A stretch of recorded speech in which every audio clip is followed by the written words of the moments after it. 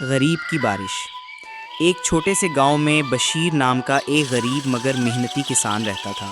اس کی جھونپڑی گاؤں کے کنارے پر تھی، جہاں بارش کے دنوں میں چھت سے پانی ٹپکتا رہتا اور زمین کیچڑ سے بھر جاتی۔ بشیر دن رات کھیتوں میں کام کرتا، مگر اس کی کمائی بمشکل اتنی ہوتی کہ اپنے بچوں کے لیے 2 وقت کی روٹی کا انتظام کر سکے۔ اس کی زندگی تنگ دستی اور مشقت سے بھری ہوئی تھی، لیکن اس کے دل میں شکر گزاری اور صبر کا چراغ ہمیشہ روشن رہتا۔ گاؤں میں امیر لوگ بھی رہتے تھے، جن کے پاس بڑے بڑے گھر، اناج کے گودام اور مویشیوں کے باڑے تھے۔ وہ اکثر بارش کی دعا کرتے تاکہ ان کے کھیت ہرے بھرے ہو جائیں، مگر ساتھ ہی انہیں ڈر بھی رہتا کہ کہیں زیادہ بارش سے نقصان نہ ہو جائے۔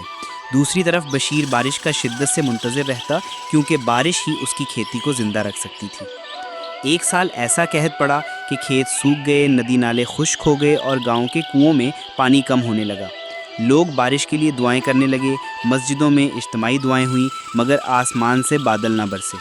کسانوں کے چہرے مرجھا گئے اور گاؤں کی فضا مایوسی سے بھر گئی۔ اسی دوران بشیر ہر روز فجر کے بعد اپنے کھیت کے کنارے بیٹھ کر دعا کرتا۔ اے میرے مالک، تو سب کچھ جانتا ہے، ہماری محنت کا صلہ صرف تیرے ہاتھ میں ہے۔ ہمیں اپنی رحمت کی بارش عطا فرما تاکہ ہمارے بچے بھوک سے نہ مریں۔ اس کی دعا میں دکھ بھی تھا اور یقین بھی۔ گاؤں والے اکثر اسے مذاق میں کہتے، بشیر تمہاری دعا سے اگر بادل برسنے لگیں تو ہمیں بتا دینا، ہم سب مل کر ناچیں گے۔ بشیر مسکرا دیتا اور کہتا، بارش ناچ سے نہیں، دل کی سچائی اور صبر سے آتی ہے۔ کچھ دن بعد ایک عجیب واقعہ ہوا۔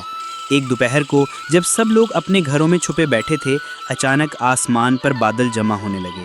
ہوا میں ٹھنڈک محسوس ہوئی اور دیکھتے ہی دیکھتے موسلا دھار بارش شروع ہو گئی۔ گاؤں والے خوشی سے گھروں سے نکل آئے، بچے بارش میں کھیلنے لگے، کسان کھیتوں کی طرف دوڑ گئے اور عورتیں صحن میں کھڑے ہو کر دعا کرنے لگیں۔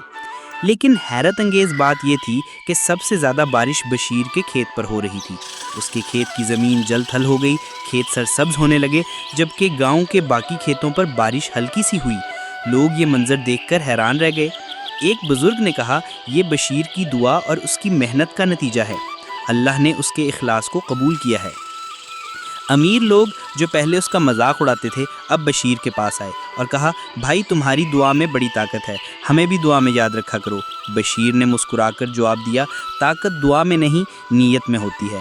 اگر دل صاف ہو اور محنت خالص ہو تو رب کبھی خالی ہاتھ نہیں لوٹاتا۔ بارش کے بعد بشیر کے کھیت سب سے زیادہ ہرے بھرے اور زرخیز ہو گئے۔